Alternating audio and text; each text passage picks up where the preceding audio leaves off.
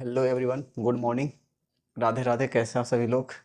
अ, हम लोग पिछले क्लास में पढ़े थे ग्रामर्स के बारे में। ग्रामर्स के बाद हम लोग पढ़े थे सेंटेंस के बारे में। सेंटेंस होता क्या है उसके बारे में हम लोग जाने थे। लेकिन खास बात यह है कि ये क्लास जो है आपको बेसिक कम्पिटिटिव एग्जामिनेशंस के लिए आप देख सकते हैं, और स्पेशल आप देख सकते हैं तो क्लास 12 का जो एग्ज़ाम जो होगा 2026-27 में, ठीक है, उसके लिए आप देख सकते हैं। अ, कहने का मेरा मकसद है कि उसमें जैसे इंटर का एग्ज़ाम जब होता है तो उसमें 50 नंबर का ग्रामर्स का पार्ट आता है और 50 नंबर बुक से आता है, ठीक है। 50 नंबर बुक से आता है कि जैसे कि भारत इज माई होम हो गया, इंडियन सिविलाइजेशन कल्चर हो गया, ठीक है, पिंच ऑफ सनफ हो गया। तो इस प्रकार से पूछा जाता है, डेट मीन्स। और ग्रामर्स का पार्ट में आपको noun pronoun adjective verb adverb preposition conjunction interjections tense time and tense narrations active to passive that mean voice और question tag and removal of to. ये सब मतलब ग्रामर का पार्ट है। और कुछ स्पेलिंग एरर पूछा जाता है, कुछ आपको बताया जाएगा कि उसमें इडियम एंड फ्रेजेस पूछा जाता है, वन वर्ड सब्स्टिट्यूशन पूछा जाता है, दो एंटो और दो साइनो, या एक एंटो एक साइनो, इस तरह से आपको सवाल में पूछा जाता है। बट हम लोग पिछले क्लास में पढ़े थे कि सेंटेंस होता क्या है भाई। तो सेंटेंस के बारे में आप लोग को बताए थे कि सेंटेंस जो होता है, सेंटेंस जो होगा अरेंजमेंट, क्या होगा? अरेंजमेंट। अरेंजमेंट ऑफ वर्ड क्या होता है? अरेंजमेंट ऑफ वर्ड यानी क्या होता है कि शब्दों का क्या होता है, एक सजावट होता है, एक संरचना होता है। और इसी में हम आपको बताए थे कि इसी में पढ़ा जाता है स्ट्रक्चर के बारे में। किसके बारे में भाई? स्ट्रक्चर के बारे में। इसके स्ट्रक्चर के बारे में मतलब कि हम पढ़ते हैं संरचना के बारे में। किसके बारे में? संरचना के बारे में। और जब संरचना के बारे में पढ़ चुके हैं तो संरचना होता क्या है इसके बारे में हम पढ़े थे। दो तीन पार्ट में इसको तोड़े थे। एक हम लोग बोले थे, एक हमारे पास क्या होता है, सब्जेक्ट होता है, एक हमारे पास एक वर्ब होता है, एक हमारे पास ऑब्जेक्ट होता है। क्या होता है? ऑब्जेक्ट होता है। ऑब्जेक्ट को हिंदी में कहते हैं कर्म कहते हैं, इसको इंग्लिश ये हिंदी में क्या कहते हैं? क्रिया कहते हैं। और और इसको सब्जेक्ट को हम लोग डूअर कहते हैं। क्या कहते हैं? डूअर कहते हैं। डूअर का मतलब हुआ करता, जो काम करने वाला होता है वो डूअर कहलाता है। यहाँ तक हम लोग पढ़ चुके थे। जैसे कि हम ये बताए थे कि वर्ब जो होता है, वर्ब जो को बांटा गया था दो पार्ट में। कितने पार्ट में बांटा गया था भाई? वर्ब को हम लोग ऐसे कहते हैं, एक्शन वर्ड बोलते हैं। क्या बोलते हैं? इसका डेफिनेशन बोले तो एक्शन वर्ड बोलते हैं, या फिर स्टेट वर्ड, स्टेट वर्ड बोलते हैं। क्या बोलते हैं? स्टेट वर्ड बोलते हैं। तो इस प्रकार से हम आपको ये बताए थे, वर्ब के बारे में बताए थे। वर्ब को हम लोग बांटते हैं दो प्रकार से। क्या? एक हेल्पिंग वर्ब में, एक हेल्पिंग वर्ब में बढ़ चुका होता है, और एक आपका बनता है किसमें? मेन वर्ब में। किसमें बनेगा? एक मेन वर्ब में। क्या बनेगा? मेन वर्ब में। तो हम ये आपको बताए थे कि हेल्पिंग वर्ब को हिंदी में हम लोग कहते हैं सहायक क्रिया। क्या कहते हैं भाई? सहायक क्रिया। क्या कहते हैं? सहायक क्रिया। और मेन वर्ब को हम लोग कहते हैं मुख्य क्रिया। क्या कहते हैं? मुख्य क्रिया। मेन वर्ब को मुख्य क्रिया कहते हैं।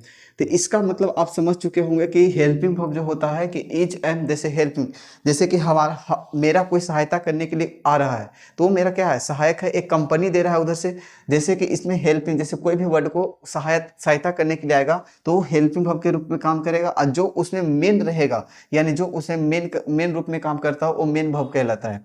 तो अब हम ये जानते हैं कि जैसे हेल्पिंग वर्ब का जो संख्या होता है, इज होगा, या फिर एम, आर, वाज, या वर, ठीक है, हैज, हैव, हैड, सेल, ठीक है, shall, should, will, will, would, ये सब जो है इससे आगे भी होगा। तो ये सब क्या हुआ? हेल्पिंग वर्ब के रूप में काम करता है। और आइए मेन वर्ब के रूप में जानते हैं। तो मेन वर्ब जो होता है, मेन वर्ब को हम लोग जैसे कि हम लोग मेन वर्ब में क्या बोलते हैं? V1 होगा, V2 होगा, V3 होगा। ये V1 V2 V3 तो हो जाता है, लेकिन V1 के साथ में जब आई एन जी जोड़ते हैं तो V5 बनता है और V4 बनता है। ये V4 बन चुका है। क्या बना है? V4 बना है। अब V1 के साथ में अगर जो ए से ई जोड़ते हैं तो बनता है V5। क्या बनता है? V5 बनता है। तो V1 में जैसे कि हम कोई एक V1 लेते हैं, जैसे एक क्रिया ले रहे हैं, वर्ब ले रहे हैं डू, डू का V2 बनेगा डीड। क्या बनेगा? डीड। V3 बनेगा डन, V4 बनेगा डूइंग। क्या बनेगा? डूइंग। और V5 बन जाएगा डज। क्या बनेगा? डज। इसके इसी के जस्ट बाद हम ले रहे हैं प्ले, प्ले ले रहे हैं तो प्ले का क्या बनेगा? प्ले। प्ले का बन जाएगा प्लेड। क्या बनेगा? V2 प्लेड, ई डीज लगाएंगे प्लेड हो जाएगा। V3 बनाएंगे तो प्लेड हो जाएगा, ठीक है। और ये हो जाएगा प्लेइंग। क्या हो जाएगा? प्लेइंग। ये क्या हो जाएगा? प्लेइंग। और ये हो जाएगा प्लेज। क्या हो जाएगा? प्लेज। इस प्रकार से हुआ। जैसे आपको क्या करना है कि जैसे अगर जो आपको लेना है रिवाइज, क्या लेना है? रिवाइज। तो रिवाइज हो गया V1, तो इसी का जब बनाइएगा तो हो जाए रिवाइज्ड। क्या हुआ? रिवाइज्ड। फिर आप लीजिएगा V3 तो रिवाइज्ड बन जाएगा, रिवाइज्ड हो जाएगा। फिर इसी का बनाइएगा तो क्या बनेगा? रिवाइजिंग बनेगा। और V5 बनेगा तो रिवाइजेज। क्या बनेगा? रिवाइजेज। ये इस तरह से आपको क्या किया जाता है कि आपको जैसे कि स्ट्रक्चर के आधार पे जो सब्जेक्ट वर्ब और ऑब्जेक्ट के बनाया जाता है वो क्या हुआ, आपका सेंटेंस को डिफाइन किया गया। तो एक बार आप इस चीज को गौर से देखिए क्या लिखा गया है और समझिए, ये आपको आपके लिए बहुत जरूरी है। जैसे कि आप क्लास 12th में पढ़ रहे हैं, आप पढ़ जैसे कि हम लोग बचपन में पढ़ते थे राम खाता है, ठीक है, राम खाता है, तो हम लोग बनाते थे राम इज इट, यही तो पढ़ते थे, जो कि ये बिल्कुल क्या होता है, गलत होता है। अब हम लोग जानेंगे कि इस ट्रांसलेशन बनाने का तरीका भी क्या होता है, ठीक है। तो ये हेल्पिंग वर्ब और ये मेन वर्ब के रूप में काम करेगा।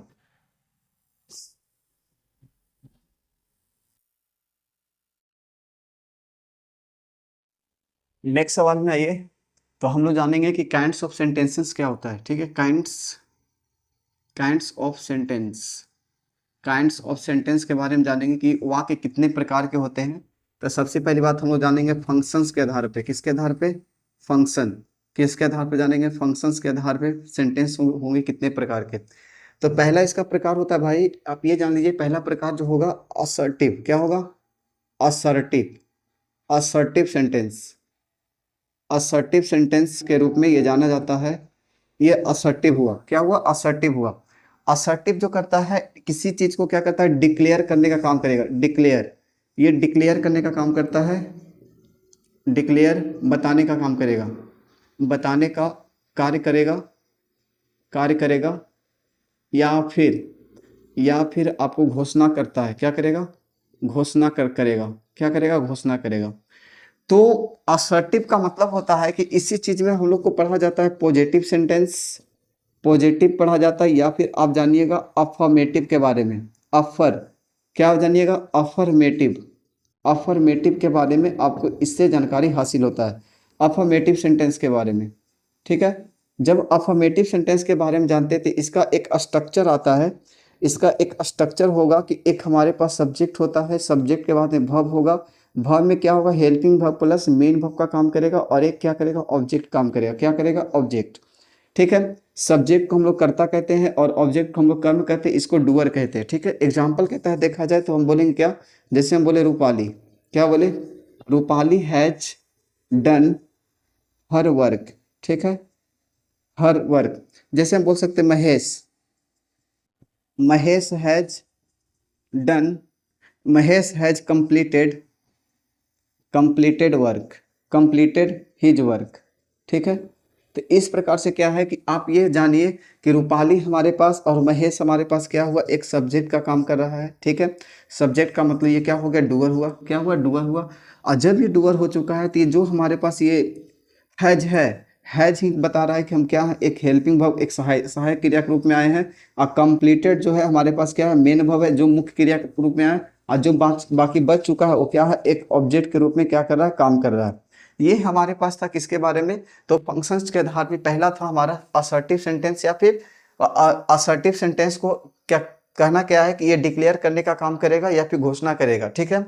इसी में हम लोग पढ़ते हैं पॉजिटिव सेंटेंस या फिर अफर्मेटिव सेंटेंस। जो होता है पॉजिटिव का मतलब होता है, डेट मीन्स इसका हिंदी जाने तो इसका हिंदी जानते हैं तो इसका मतलब होता है सकारात्मक, क्या होता है, सकारात्मक वाक्य, क्या होगा भाई, सकारात्मक वाक्य के तहत इसको जाना जाता है।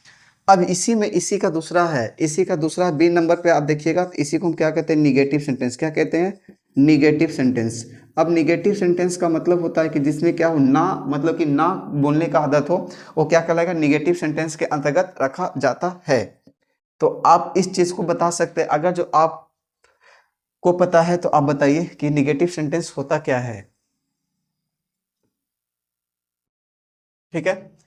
तो आप देखिए, अगर हम आपको यहाँ तक बताएं तो ये हम मिटाते हैं, अफर्मेटिव को क्या करते हैं, मिटाते हैं, मिटा करके हम बी नंबर में बताते हैं निगेटिव सेंटेंस के बारे में।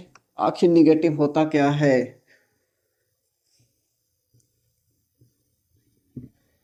देखिए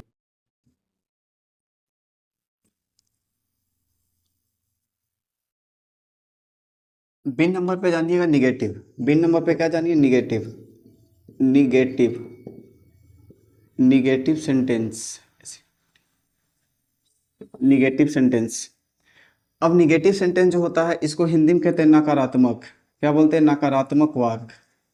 निगेटिव सेंटेंस किसको बोलते हैं, नकारात्मक वाक्य कहते हैं। अब जब नकारात्मक वाक्य है तो भाई तो आप ये भी बता सकते हैं ना कि नकारात्मक वाक्य में एक हमारे पास इसका स्ट्रक्चर है वो होगा, तो एक सब्जेक्ट होगा, सब्जेक्ट के बाद में एक हमारे पास हेल्पिंग वर्ब होगा, एच भी का मतलब होता है हेल्पिंग वर्ब होगा।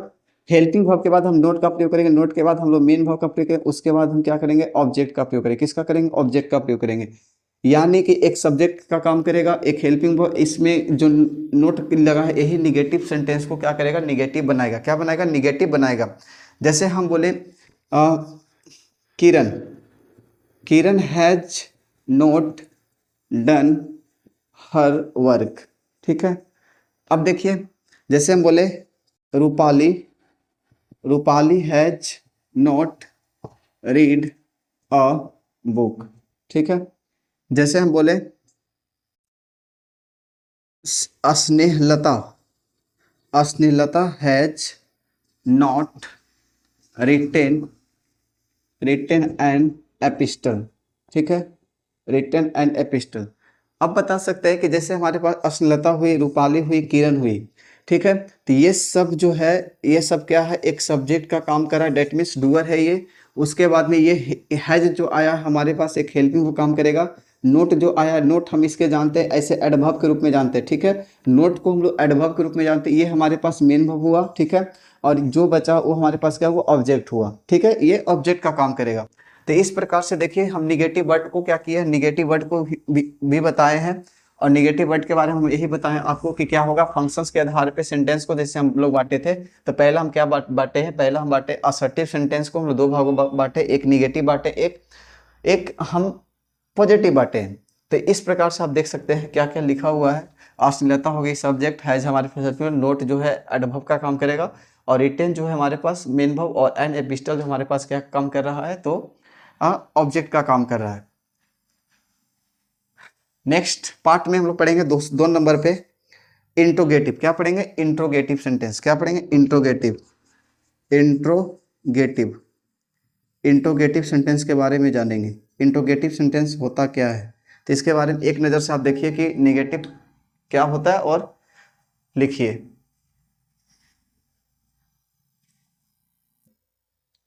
अब देखिए हम लोग जानते हैं इंट्रोगेटिव सेंटेंस के बारे में। दूसरा नंबर पे हमारे पास है इंट्रोगेटिव।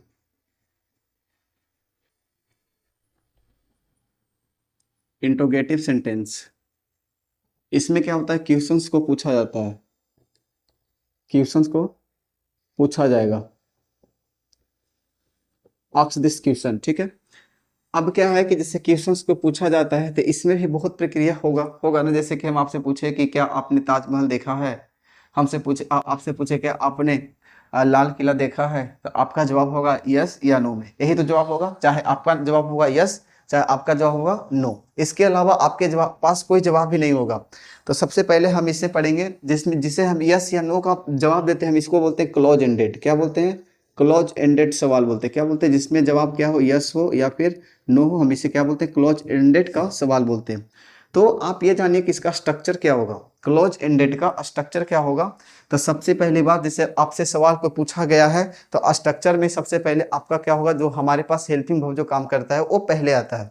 पहले क्या आएगा, जैसे हमारे पास हेल्पिंग वर्ब काम कर रहा था, हेल्पिंग वर्ब पहले आएगा। हेल्पिंग वर्ब प्लस में क्या होगा, सब्जेक्ट होगा, सब्जेक्ट के बाद मेन वर्ब होगा, मेन वर्ब के बाद क्या होगा, ऑब्जेक्ट होगा। क्या होगा, ऑब्जेक्ट होगा। उसके बाद आप क्वेश्चन मार्क का साइन दीजिएगा। तो ये स्ट्रक्चर के तहत ये क्लोज एंडेड आया है। अब क्या होगा कि जैसे कि इसमें क्या होगा, आप जीवन में याद रखिएगा, ये धारणा के लीजिए कि इंट्रोगेटिव सेंटेंस में क्या होता है कि क्वेश्चंस पूछा जाता है, और उसमें क्वेश्चंस में आप जब भी जवाब दीजिएगा तो या फिर एक्स यस का या फिर नो का जवाब दीजिएगा। हम पूछेंगे आप लोग से कि देखिए कि आप कभी कुतुब मीनार देखे हैं, तो आप बोलिएगा हाँ या फिर ना, दो ही आंसर दे सकते हैं। या फिर आपसे पूछे क्या आपने चार मीनार देखा है, तो आप बोलिएगा हाँ या फिर ना। तो वही हुआ कि अगर जो आपको क्लोज एंडेड में यस या नो का सवाल देते, helping verb plus subject plus main verb plus object plus में क्वेश्चन मार्क का आंसर देगा। जैसे एग्जाम्पल ले रहे हैं, एग्जाम्पल आप बता सकते हैं कि एग्जाम्पल क्या बताइएगा। तो हम ये बोल रहे हैं कि have you seen this red fort. Red fort का मतलब होता है, रेड फोर्ट लाल किला। क्या आपने कभी लाल किला देखा है। या फिर हम बोल सकते हैं have you seen this Taj Mahal. Taj Mahal ऐसे सबको ही देखा होगा, ठीक है, फोन में या फिर कहीं भी। हैव यू सीन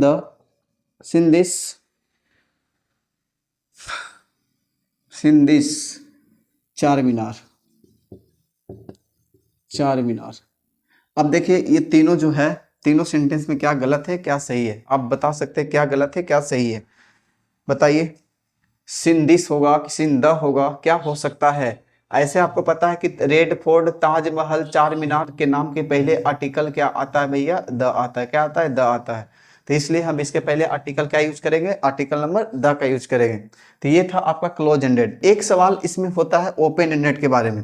ये ए नंबर था, कौन सा ए नंबर था, और इधर आएगा बी नंबर। एक हमारे पास सवाल है ओपन एंडेड। ओपन एंडेड जो सवाल होगा, ओपन एंडेड जो क्या कहता है, विस्तार से बताता है, एक्सप्लेन करता है। क्या करता है, एक्सप्लेनेशन देता है। एक्सप्लेनेशन देगा, यानी विस्तार से आपको हर चीज के बारे में क्या करेगा, समझाने का काम करेगा। तो इसमें क्या होता है, क्वेश्चन वर्ड को पहले रखा जाता है। किसको रखा जाएगा पहले, तो क्वेश्चन वर्ड को। देखिए इसमें आप रखिएगा क्वेश्चन वर्ड, प्लस में हेल्पिंग वर्ब, प्लस में सब्जेक्ट, प्लस में क्या रखिएगा, मेन वर्ब। मेन वर्ब के बाद में आप रखिएगा ऑब्जेक्ट, यही तो रख सकते हैं ऑब्जेक्ट, प्लस में क्वेश्चन मार्क दीजिएगा।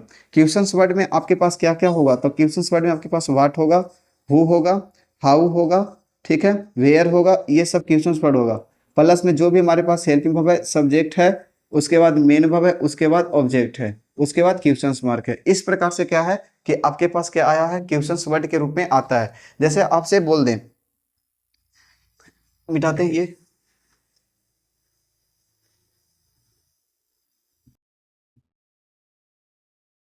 देखिए क्वेश्चन वर्ड हम क्या बोले, क्वेश्चन वर्ड में हम ये बोले हैं कि क्वेश्चन वर्ड जो होगा व्हाट होगा, हु होगा, हाउ होगा, वेयर होगा, ठीक है, और हु होगा, एक मिनट, हु होगा, ठीक है। तो ये सब जो है क्वेश्चन वर्ड के अंतर्गत आता है। और क्वेश्चन वर्ड में जैसे आप एग्जांपल लिखिएगा, तो एग्जांपल आप क्या लिख सकते हैं, आप बता सकते हैं यहाँ पे। एग्जांपल आप बताइए कि आप क्या लिखिएगा।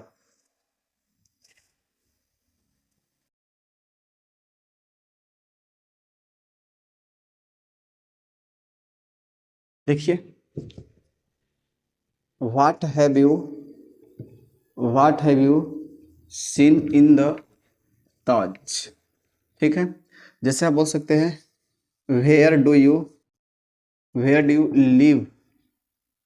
लिव, ठीक है। जैसे आप बोल सकते हैं how are you how are you, तुम कैसे हो। तो ये सब क्या है, एक्सप्लेन करने का काम करेगा। तुम कैसे हो, कोई पूछा तो आप एक्सप्लेन कीजिएगा कि मैं ठीक हूँ, मैं अच्छा हूँ, मैं ठीक है, इस प्रकार से। तो ये आपका क्या था, आपका इंटरोगेटिव सेंटेंस के अंतर्गत इसको रखा गया। दूसरा नंबर क्या हुआ, इंटरोगेटिव। तीसरा नंबर हम लोग पढ़ेंगे इंपेरेटिव सेंटेंस के बारे। किसके बारे में पढ़ेंगे भाई, इंपेरेटिव। तीसरा नंबर पे पढ़ेंगे इंपेरेटिव सेंटेंस। आखिर इंपेरेटिव सेंटेंस होता क्या है, इसके बारे में हम लोग तीसरा नंबर पे पढ़ेंगे। तो आप ये जानिए कि जितना भी हम लोग पढ़े उतना आप लोग क्या कीजिए, रिवीजन करते रहिए, हर दिन, हर टाइम, हर समय आप लोग रिवीजन। अगर जो मेरा वीडियो आप लोगों तक पहुंचता है तो आप लोग क्या करें, चैनल को सब्सक्राइब जरूर करें और शेयर जरूर करें, ताकि अगला को भी क्या देखने को मिले कि क्या हम जान रहे हैं, क्या हम आपको बता रहे हैं, ठीक है। आखिर 2027 आने में टाइम नहीं लगेगा, तो आप ये शेयर कीजिए, लाइक कीजिए, सब्सक्राइब कीजिए, ठीक है। दो चार को आप भी बताइए। Thank you.